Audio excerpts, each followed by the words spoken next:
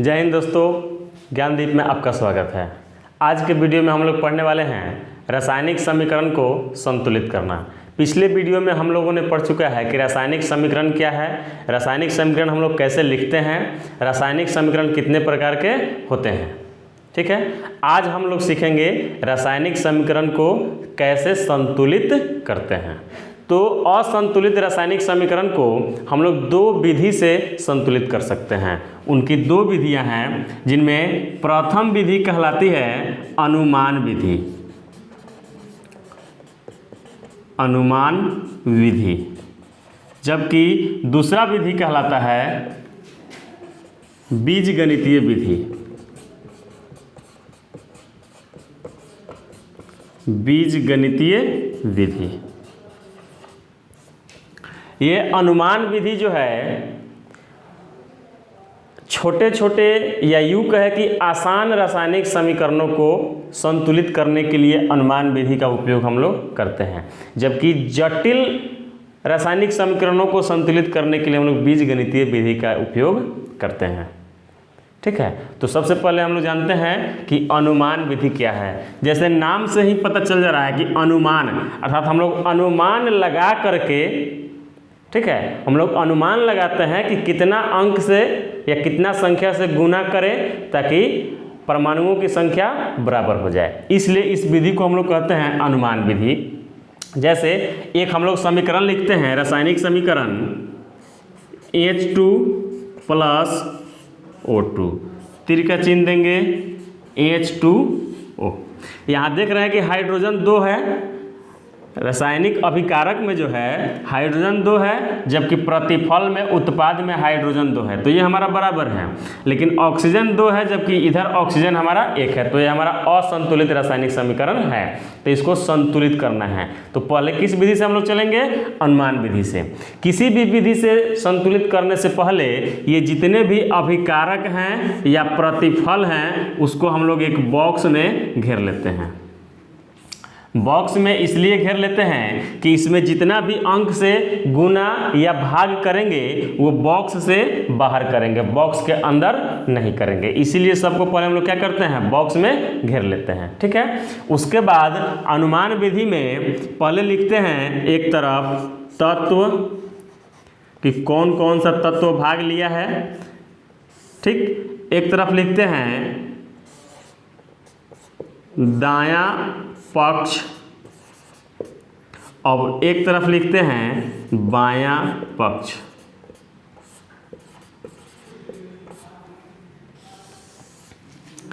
इस तीर के चिन्ह के इस तरफ हमारा दायां पक्ष होता है और तीर के चिन्ह के इस तरफ हमारा बायां पक्ष होता है। तो सबसे पहले देखते हैं कि कौन कौन सा तत्व भाग लिया है, उसको लिख लेते हैं। तो एक तत्व है हमारा हाइड्रोजन, ठीक, और एक और तत्व है ऑक्सीजन। अब हम लोग दायां पक्ष में देखेंगे इस तरफ कि हाइड्रोजन कै गो है, तो हाइड्रोजन में 2 लगा हुआ है, अर्थात हाइड्रोजन का परमाणु संख्या कितना है? 2 है।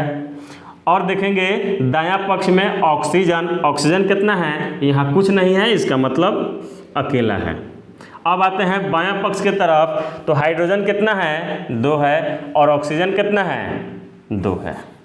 तो हाइड्रोजन तो हमारा बराबर है, लेकिन ऑक्सीजन बराबर नहीं है। तो इसको बराबर करने के लिए देखिए, यहाँ जोड़ या घटाव हम लोग नहीं करते हैं। 2 काम यहाँ करते हैं, या तो गुना करेंगे नहीं तो भाग करेंगे, यही दोनों काम हम लोग कर सकते हैं। तब 1 को 2 बनाने के लिए या तो इसमें हम 2 से भाग कर देंगे, या यहाँ पर 2 से गुना कर देंगे। तो चूंकि गुना करना आसान होता है, या भागा गुना दोनों में से आप कोई भी कर सकते हैं, लेकिन हम लोग यहाँ गुना करेंगे क्योंकि गुना करना आसान होता है। ठीक है, तो 1 है, इसको 2 बनाने के लिए हमको इसमें कितना से गुना करना पड़ेगा? 2 से। तो 1 गुना 2 बराबर 2। यहाँ तो हमारा 2 हो गया। अब इसी चीज़ को यहाँ भी अप्लाई करना पड़ेगा। दायां पक्ष में आप गुना किए हैं, ठीक है, कहाँ गुना किए हैं? दायां पक्ष में। दायां पक्ष हमारा यहाँ है, तो चूंकि बॉक्स से घेरा हुआ है ना, तो हम केवल ऑक्सीजन में गुना नहीं कर सकते हैं। गुना या भाग करना होगा तो हमको यहाँ पे करना है। ठीक है, तो जब यहाँ करेंगे तो कितना से गुना किए हैं? 2 से, तो यहाँ हम 2 से गुना कर देते हैं। तो जब यहाँ बॉक्स के बाहर आप 2 से गुना किए तो इसका मतलब कि बॉक्स के अंदर जितना भी तत्व है सब में 2 से गुना हो गया। तो जब यहाँ 2 से गुना कर दिए तो ऑक्सीजन में तो 2 से गुना हो गया, ठीक है, लेकिन साथ साथ में हाइड्रोजन में भी 2 से गुना हो गया। तो हाइड्रोजन कितना है पहले 2, अब 2 से गुना हो गया तो 2 दूना 4, इसमें भी आपका 2 से गुना हो गया तो 2 दूना 4। अब देखिए ये 4 हो गया और ये 2 है। तब इसको 4 बनाने के लिए क्या करेंगे, इसमें 2 से गुना करेंगे तो 2 दूना 4। किस पक्ष में गुना किए हैं, तो बायां पक्ष में गुना किए हैं, ठीक है। अब बायां पक्ष में किस में, हाइड्रोजन में गुना किए हैं। तब बायां पक्ष में देखेंगे हाइड्रोजन कहाँ है, यहाँ पे है। कितना से गुना किए हैं, 2 से, तो यहाँ भी हम 2 से गुना कर देंगे। अब देखेंगे कि हमारा हाइड्रोजन भी 4-4 बराबर हो गया और ऑक्सीजन भी 2-2 बराबर हो गया। तो इस विधि को हम लोग कहते हैं अनुमान विधि। और ये अनुमान विधि आपको सभी जगह काम नहीं करता है, वहीं काम करता है जहाँ सिंपल इक्वेशन हो, सिंपल साधारण समीकरण हो, ठीक है। एक हम लोग और प्रूफ करके देख लेते हैं। मैग्नीशियम जब ऑक्सीजन से अभिक्रिया करता है तो मैग्नीशियम डाइऑक्साइड बनता है, MgO2 बनाता है। इसको हमको संतुलित करना है। यहाँ देख रहे हैं कि ऑक्सीजन 1 है जबकि इधर ऑक्सीजन कितना हो गया, 2 हो गया। ये संतुलित नहीं है, इसको संतुलित करना है। तो इसके लिए भी वही चीज़ करेंगे। सबको हम लोग क्या करते हैं, बॉक्स में घेर देते हैं, बॉक्स में घेर दिया जाए। उसके बाद हम क्या करते हैं, तत्व लिखते हैं। उसके बाद लिखते हैं दायां पक्ष और लिखते हैं बायां पक्ष।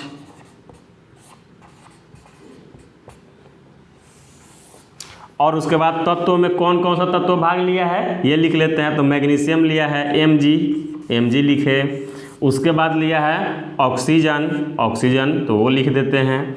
अब देखते हैं कि दायां पक्ष में हमारा Mg कितना है। तो यहाँ दायां पक्ष में Mg कितना है, 1 ठो है, तो हम दायां पक्ष में Mg के सामने 1 लिख देते हैं। ऑक्सीजन कितना है, ऑक्सीजन 2 ठो है तो हम 2 लिख देते हैं। अब आते हैं बायां पक्ष में, मतलब तीर के इस साइड में Mg कितना है, 1 है और ऑक्सीजन भी 1 है। तो हमको बराबर किसको करना है, इसको बराबर करना है। तब इसको बराबर करने के लिए हम क्या करेंगे, या तो इसमें 2 से भाग कर देंगे, चाहे यहाँ 2 से गुना कर देंगे। तो हमको आसान लग रहा है कि यहाँ 2 से गुना कर दिया जाए। तो 2 से गुना हम करेंगे तो 1 गुना 2 बराबर 2 आ जाएगा। तो यहाँ गुना किए हैं बायां पक्ष में और किस में, ऑक्सीजन। तब बायां पक्ष हमारा कहाँ है, ये वाला है। और यहाँ कितना से गुना किए हैं, 2 से, तो यहाँ 2 से गुना कर दीजिए। अब देखिएगा कि सभी तत्वों का परमाणुओं की संख्या बराबर हो गई है। तो इस विधि को हम लोग कहते हैं अनुमान विधि। फिर से हम याद करा रहे हैं कि ये वहीं पे काम करता है जहाँ इक्वेशन सिंपल हो, साधारण छोटा छोटा समीकरण हो। जहाँ जटिल समीकरण दिखाई देने लगे वहाँ पर ये विधि काम नहीं करता है। तब वहाँ पर कौन विधि काम करता है, बीजगणितीय विधि, ठीक है। तो इस चीज़ को आप लोग अच्छा से देख लेंगे, स्क्रीनशॉट ले लेंगे। और आगे बढ़ने से पहले इसको आप लोग समझ करके आगे बढ़ने से पहले अपने से कुछ इक्वेशन लिखिए, कॉपी कलम उठाइए, कुछ इक्वेशन लिखिए, उसको संतुलित करना सीखिए, ठीक है, और फिर आगे बढ़िए। तो अब हम लोग चलते हैं बीजगणितीय विधि।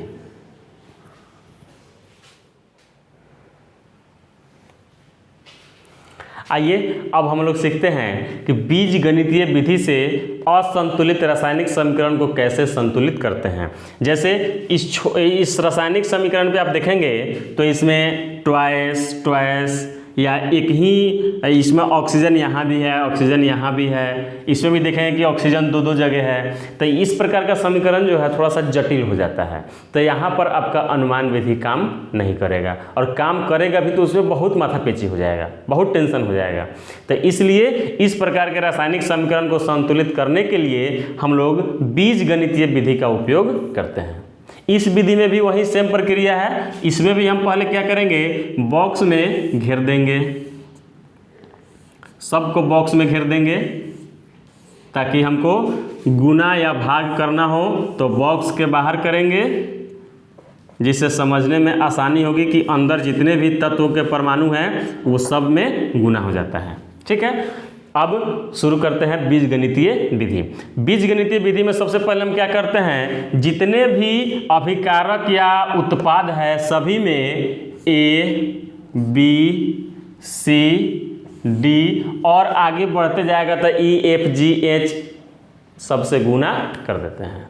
हम जानते हैं कि जब बॉक्स के बाहर हम लोग गुना करते हैं तो बॉक्स के अंदर जितने भी तत्व हैं वो सभी में गुना हो जाता है। जैसे यहाँ C से हम गुना किए हैं तो मतलब C से है सब में गुना हो जाएगा, कैल्शियम, नाइट्रोजन, ऑक्सीजन सब में C से गुना हो जाएगा। ठीक है, अब आइए शुरू करते हैं बीजगणितीय विधि। तो पहले हम यहाँ देख रहे हैं A से गुना किए हुए हैं। पहला तत्व कौन सा है, H है, तो पहले हम H के लिए चलते हैं। तो H के लिए चलते हैं तो H में कितना से गुना किए हुए हैं, A से, और यहाँ पे H अकेला है इसलिए A भी हमारा अकेला हो जाएगा। यहाँ भी H है, देखिए बीच में प्लस है, प्लस दे देंगे। यहाँ B से गुना किए हुए हैं और H में यहाँ ट्वाइस मतलब 2 से गुना है तो हो जाएगा हमारा 2B। B से तो गुना है जबकि H कितना है, 2 गो है तो इसलिए हम 2B लिखेंगे। अब चलेंगे तीर के उस साइड, मतलब बीच में हम बराबर का चिन्ह देते हैं। अब तीर के इस साइड देखते हैं कि H हमारा कहाँ पर है, यहाँ कहीं नहीं है, यहाँ पर है। तो H में 2 से गुना है और यहाँ हम D से गुना किए हैं तो जब हो जाएगा हमारा 2D। अब A प्लस 2B बराबर 2D, इसको मान लेते हैं समीकरण 1। अब आगे आते हैं N के लिए। N के लिए आगे आते हैं तो N में हमारा कितना से गुना हुआ है, A से, और N अकेला है इसलिए हमारा A अकेला हो जाएगा। बीच में और कहीं N नहीं है, यहाँ पर N है, बराबर देंगे। और N में 2 से गुना है और यहाँ C से गुना किए हैं मतलब 2C। ठीक है, अब A का वैल्यू आपका आ गया कितना, 2C, इसको मान लेते हैं समीकरण 2। अब आते हैं ऑक्सीजन के लिए। तो O तीर का चिन्ह देंगे। हमारा देख रहे हैं कि O यहाँ पर है, O का परमाणु संख्या कितना है, 3, और इसमें A से गुना किए हुए हैं तो 3A, और यहाँ बीच में प्लस, यहाँ भी O है, O में 2 से गुना है मतलब परमाणु की संख्या 2 है और B है तो 2B बराबर। अब यहाँ देख रहे हैं कि O यहाँ भी है और यहाँ भी है तो यहाँ पर O का परमाणु संख्या कितना है, 3 दूना 6 और C से गुना है तो 6C, बीच में प्लस है तो प्लस दे दीजिए, और यहाँ परमाणु संख्या अकेला है, ठीक है, और इसमें D से गुना है तो हमारा D। या यहाँ देखिए A बराबर कितना है, 2C दिया हुआ है, A बराबर 2C दिया हुआ है तो है 3 गुना A का वैल्यू कितना रख देंगे, 2C प्लस 2B बराबर 6C प्लस D। या 3 दूना 6C और 6C दोनों तरफ प्लस प्लस है तो इससे हमारा ये कैंसिल हो जाएगा। या कितना बचेगा, 2B बराबर D। ठीक है, 2B बराबर D बचा हुआ है, इसको मान लेते हैं समीकरण 1, 2, 3। अब आते हैं ऑक्सीजन के लिए हमारा हो गया। अब आते हैं कैल्शियम के लिए। तो यहाँ कैल्शियम में कितना से गुना है, B। Ca के लिए चलते हैं तो कैल्शियम का परमाणु संख्या 1 है तो सीधे लिखेंगे B। अब इधर कहीं नहीं है, अब दाहिने तरफ चलेंगे, बराबर यहाँ कैल्शियम अकेला है और यहाँ लिखा हुआ है C तो C है। B बराबर कितना आ गया, C। ध्यान दीजिएगा A का मान 2C मतलब C के रूप में सबको ला देते हैं तो A बराबर 2C, B बराबर भी C आ गया। और जब इसका वैल्यू हम समीकरण 3 में रखेंगे, ठीक है, यहाँ लिखते हैं कि B का मान समीकरण 3 में रखने पर, तो समीकरण 3 में रख दिया जाए तो यहाँ 2 गुने B का वैल्यू कितना हो जाएगा, C बराबर D। D का वैल्यू भी C के रूप में आ गया। तब यहाँ लिखते हैं A अनुपात B अनुपात C अनुपात D।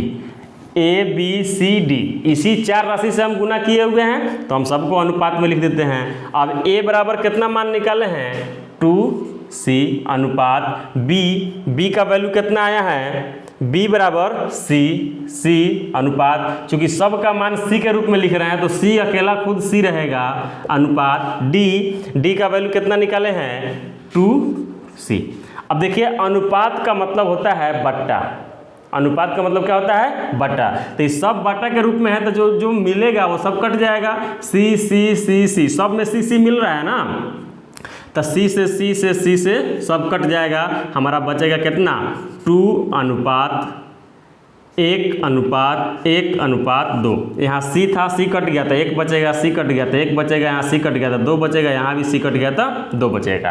अब A का वैल्यू हमारा आ गया 2, B का मान आ गया 1, C का मान आ गया 1 और D का मान आ गया 2। अब इसी सब मान को हम यहाँ A B C D के जगह पर रख देते हैं। तो फिर से समीकरण हमको लिखना पड़ेगा HNO3 प्लस CaOH ट्वाइस, तीर का चिन्ह देंगे, CaNO3 ट्वाइस प्लस H2O। सबको पहले हम बॉक्स में घेर देते हैं।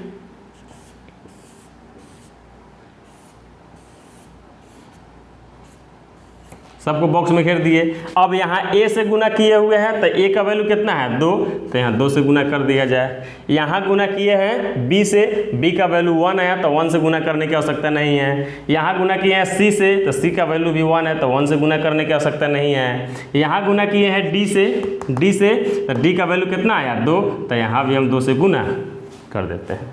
अब जब काउंट करेंगे तो आपका सभी का मान बराबर बराबर आएगा। जैसे H कितना है 2 और यहाँ पर कितना है 2, 2 दूना 4, यहाँ पर 2 दूना 4, H बराबर आ गया।